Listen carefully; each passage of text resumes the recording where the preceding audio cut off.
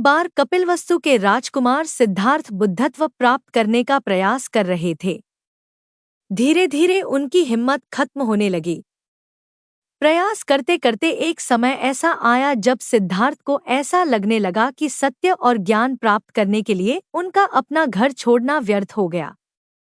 मान्यताओं के अनुसार उस समय एक छोटी सी गिलहरी की एक सीख ने सिद्धार्थ को गौतम बुद्ध बनने में सहायता की। ऐसा माना जाता है कि जब सिद्धार्थ सत्य और ज्ञान प्राप्त करने में असफल हो गए, तब उनके मन में यह विचार आने लगा कि वह राजमहल वापस लौट जाएं। मन में ऐसा विचार आने के पश्चात वह अपने राज्य कपिलवस्तु जाने के लिए लौटने लगे। रास्ते में चलते चलते उन्हें बहुत प्यास लगी। उन्होंने एक झील को देखा और अपनी प्यास बुझाने के लिए वह उस झील के नजदीक गए।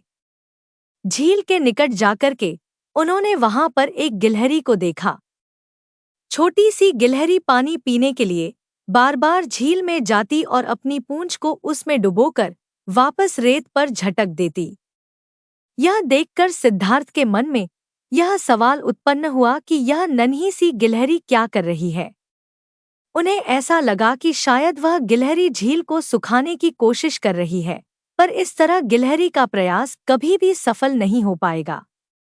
तभी उन्हें ऐसा महसूस हुआ कि गिलहरी उनसे कुछ कहने की कोशिश कर रही है।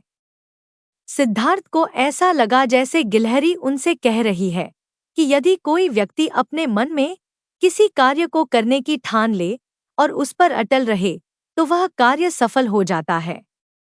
बस हमें कभी भी प्रयास नहीं छोड़ना चाहिए। तब सिद्धार्थ को अपने मन की कमजोरी का एहसास हुआ। वह वहीं से वापस लौटकर तपस्या में लीन हो गए। लगातार कोशिश करने के पश्चात उन्हें बुद्धत्व की प्राप्ति हुई।